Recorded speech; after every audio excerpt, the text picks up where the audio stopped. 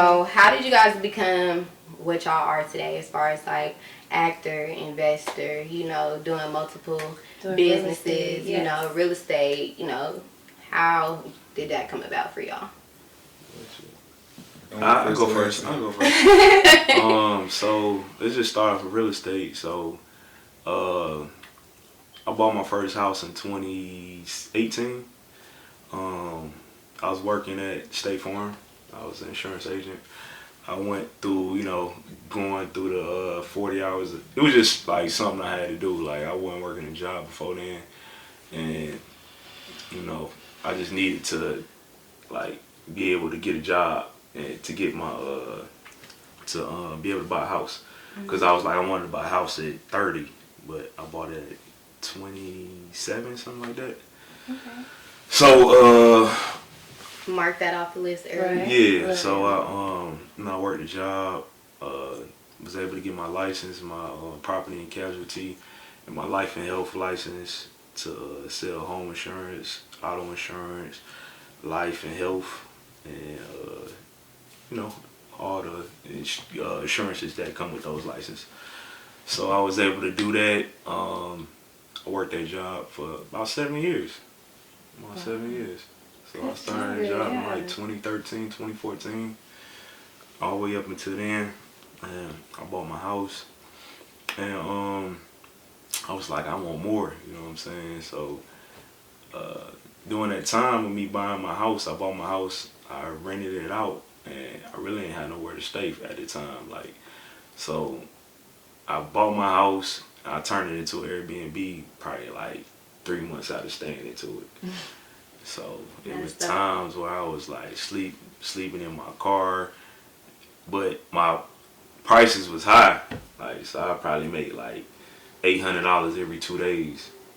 You know what I'm saying? But it was worth it. Me sleeping in my car or going to somebody else's crib, even though I don't like asking nobody for shit, like asking anybody for anything, but I sleep in my car or do that for like 2 days, or mine might break them off something. It made that $800. You know what I'm saying? It was because the job only gonna pay you so much. You know what I'm saying?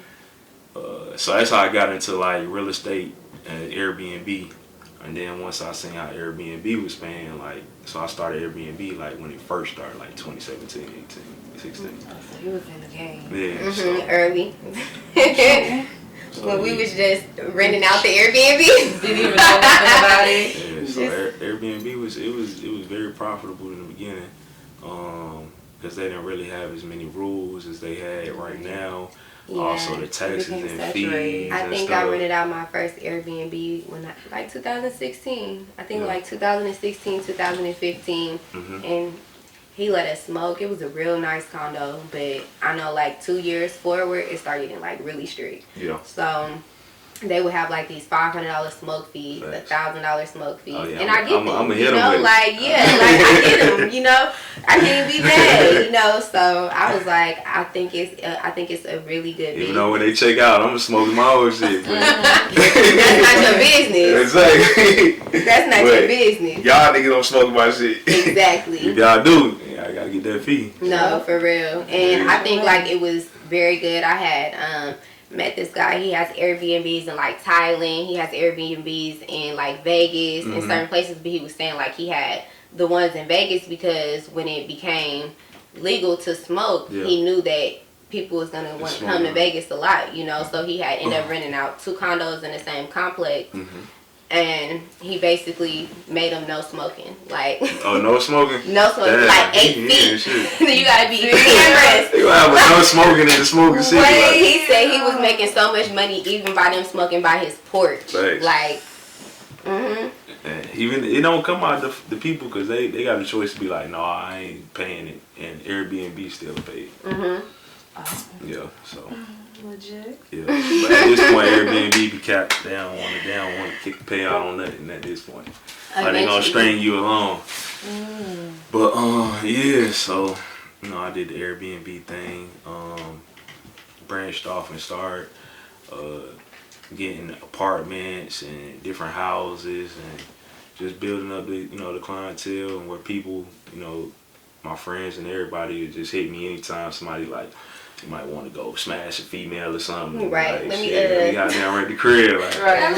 shit, No respect. 150. You know what I'm saying? So, 150. That's funny. Yeah, so shit, niggas know to hit me when they want to go. Did a little one too. Fact. Okay. So how did acting come about for you? That really just fell in my lap for real. I never intended on being an actor. But you rap, bro. Yeah. You do music. Yeah, it's like everything really going full circle with everything I do. I got a background in graphic design and visual imaging after high school, and all of that stuff kind of play a part in everything that I do. And I got tired of waiting on other people to have to come do things for me, and they turn around times. So I just ended up mastering like everything that I needed to be successful in music.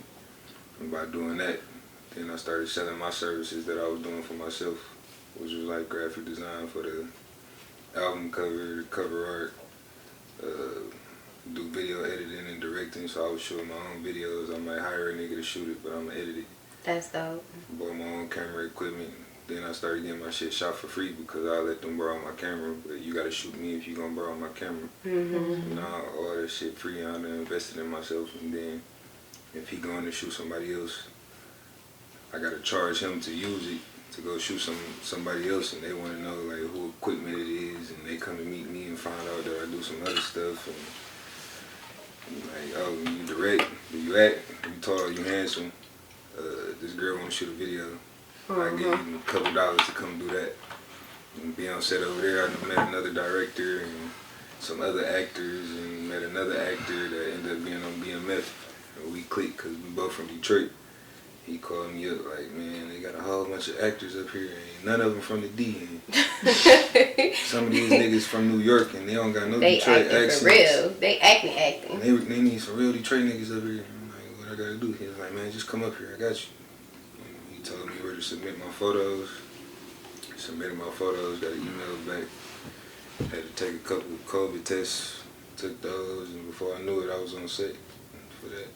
That's good. That's great. I know that was a dope experience. Yeah. That is great. Like, I see things of me watching BMF. Like, I learned things about Detroit that I've never known, and I always kind of like did my history. My little brother lived in Detroit, you know, and I'm like, I never knew about like the Devil's Night, all of that stuff. Like, they, you know, like they didn't really, it's a lot of stuff that if your parents as a black person didn't educate you about, you didn't know, you know, because from where we come, like, where I'm not where we she's not from here, but for me, like, I came from the West Coast, so we didn't have a lot of black history, you know. They taught us the basics, Rosa Parks, Martin Luther King, you know. I learned about Malcolm X and stuff like that on my own, you know, Emmett Till, stuff. I learned about that on my own, you know. I didn't learn about that in school. So exactly. When I came to Atlanta, no, actually my mama is a Southern Star. My dad is amazing. So I think my grandmama was is it something else for women as well? A Eastern Star. Yeah, she was one of them. Yeah, I think my granddaddy was a Mason. Then I got an uncle that's, I think he a master Mason now. Yeah, they got into that a long time ago. My mom always kept me, you know, they say the real education comes from home. So my mom always kept us, like, after we were in church, like heavy, after our mom was like, hold on. Let me go do my history, you know, let me go do my work. And she taught us how to be very, you know, way more spiritual than what we actually were, you know, in different ways, instead of just being Christian, you know, even though we are, you know, she still felt like, you know, that's not the only way you can go, you know, there's other ways. My dad is Muslim, you know, so it was crazy coming here and learning about, you know, a lot of things that I didn't know on this side, you know. Yeah, so especially about the South. Like, I definitely learned a lot more coming here. Mine like, was driving, more so just like driving relationships, through like dealing with Georgia. different spiritual women. Mm-hmm. My mama was straight Christian, like she didn't. Even though I try to tell her this, that, and she just like. Oh, that was my grandma. She's Straight, not going for you know it. what I'm saying? My grandma. I'm like, you know, you don't gotta listen to the news, right? Like, She be like, y'all know what happened? Like, girl, I don't even watch the news. I'm not. Stuck in their way. yeah, they stuck. My mom was stuck. But when we tried to tell her we was Israelites, she almost had a heart attack. My daddy was a pastor, and I grew up in the church heavy. And I don't know, just the type of person that I am. I don't know if it was. I couldn't say it was TV. I would just say it was in me. But I always had questions.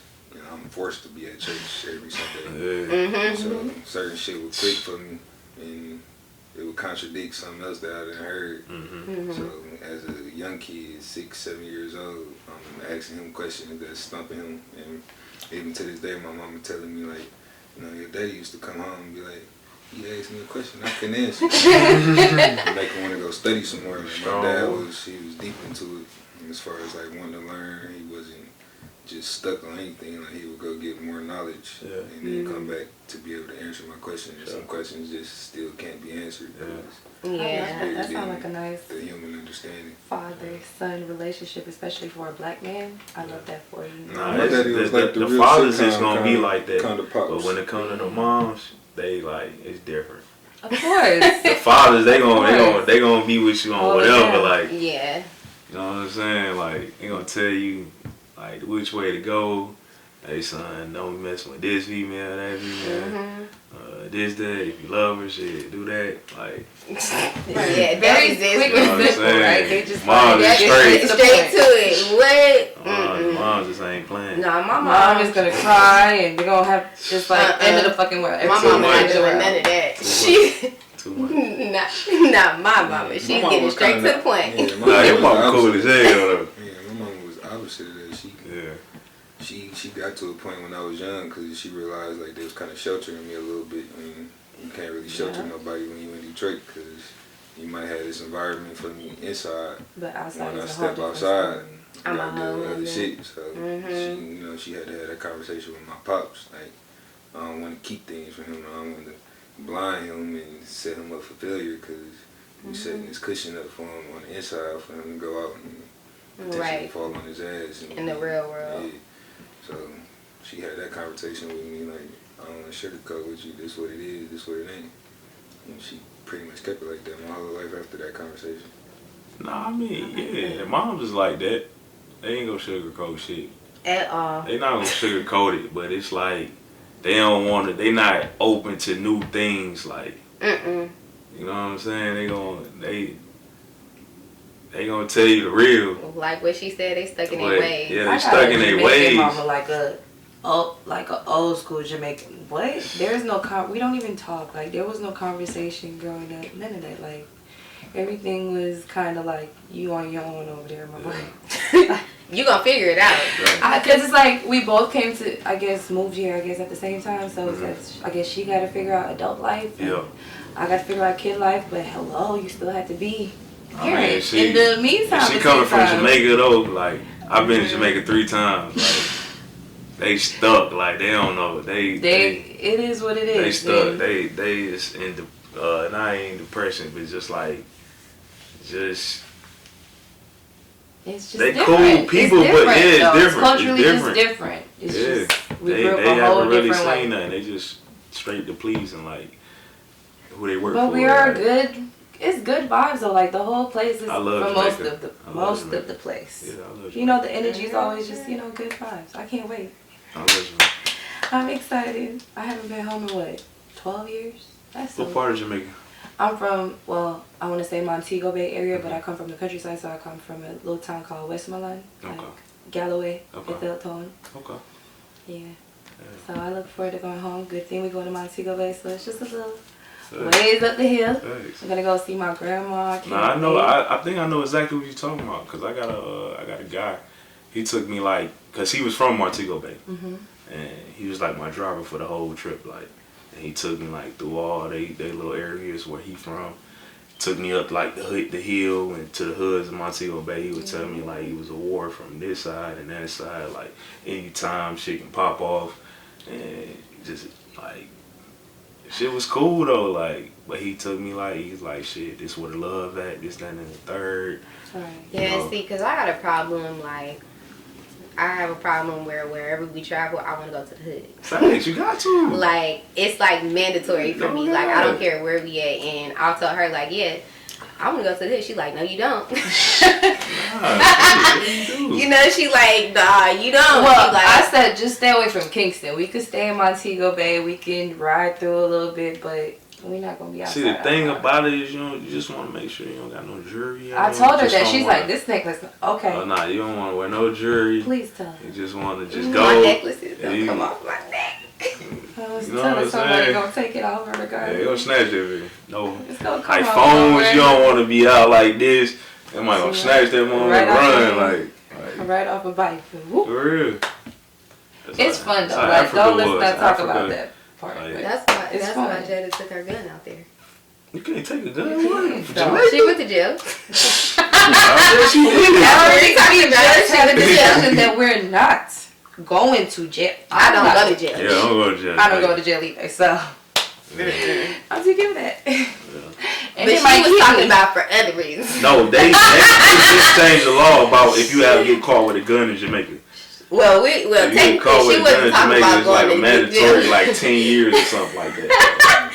She necessarily was not talking about going to jail for a gun. We were just talking about us having certain festivities. You know, you go to certain people's countries. Oh, you can smoke weed there? Oh, it wasn't about weed.